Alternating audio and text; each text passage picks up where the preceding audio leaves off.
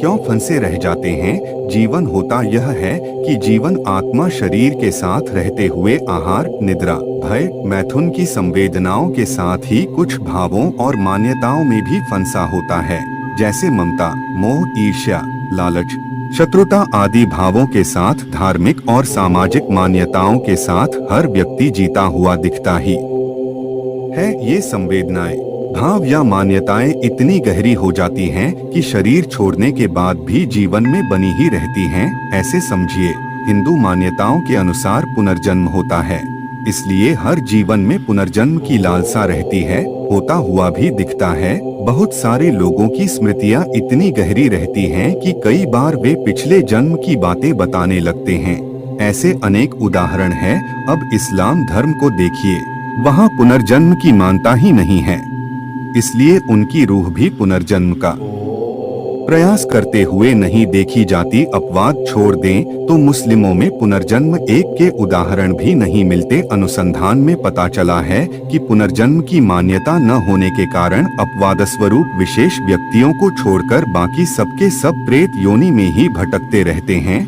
या जीवित लोगों पर सवार होकर उन्हें सुख भोग के लिए परेशान करते रहते हैं।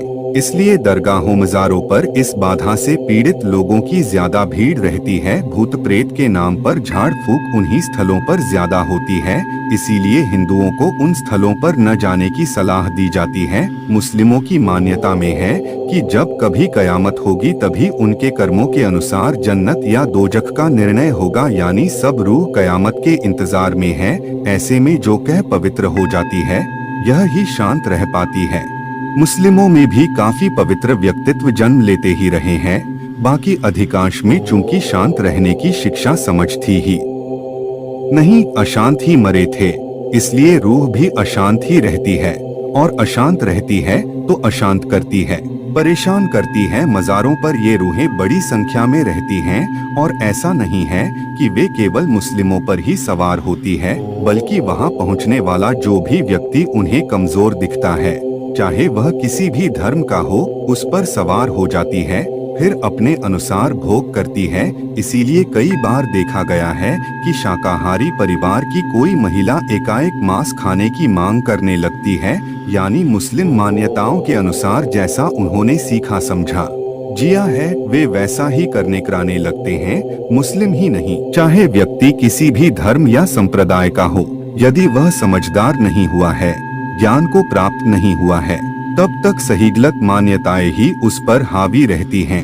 जीवित रहते हुए भी मृत्यु के बाद भी जैसे ही व्यक्ति की मृत्यु होती है, तब जीवन सबसे पहले तो शरीर संबंधी सुख संवेदनाओं का भोग चाहता है, फिर भावों की पूर्ति भी चाहता है। शरीर सुख भोग में लिप्त रहने के कारण मुक्ति पाने की उसे न तो समझ होती है, न ही इच्छा या लालसा, चूंकि वह सबसे ज्यादा अपने परिवार के निकट संबंधियों को ही जान समझ रहा होता है, इसलिए उन्हीं के साथ हो जाता है। चूंकि निकट संबंधी भी भ्रमित और भयग्रस्त है ही, फिर उनके मन में अपने उस मरे हुए पूर्वज के प्रति श्रद्धा, आस्था, प्रेम भी है, इसलिए बड़ी आसानी से वह पूर्वज उसके डरे हुए या आस्थावान मन मस्तिष्क का लाभ उठाते हुए उस पर काबिज हो जाता है और फिर उसे अपने हिसाब से चलाता है, उसके मन और वृत्ति को नियंत्रण में ले लेता है, अपने हिसाब से निर्णय कराता है।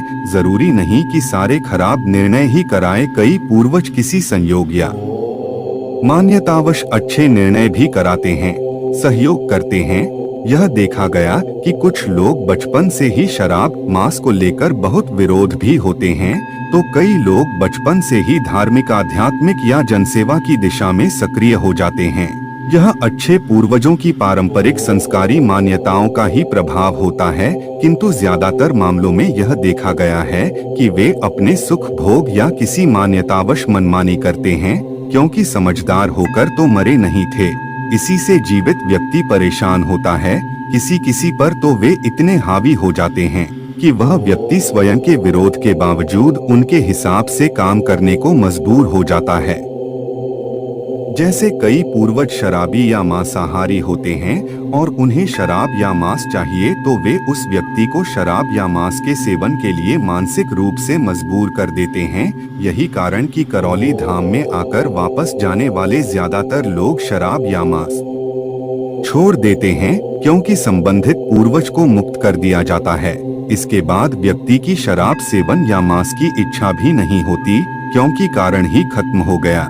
मुक्ति न होने का दूसरा कारण भी मान्यताओं से ही जुड़ा है। गीता में कहा गया है कि जो जिसकी पूजा करेगा वह उसी को पाएगा। सामान्य जन नामसजीवश देवी देवताओं के भ्रम में भूत प्रेतों की पूजा करते देखे गए हैं। उन्हीं में पितर पूर्वज भी शामिल हैं। उनकी पूजा या अनुष्ठान आदि करने से वे और अधिक शक्तिशाली होते जाते हैं। भोग और मनमानी पूरी होते रहने के कारण फिर वे स्वयं ही मुक्ति नहीं चाहते। मुक्त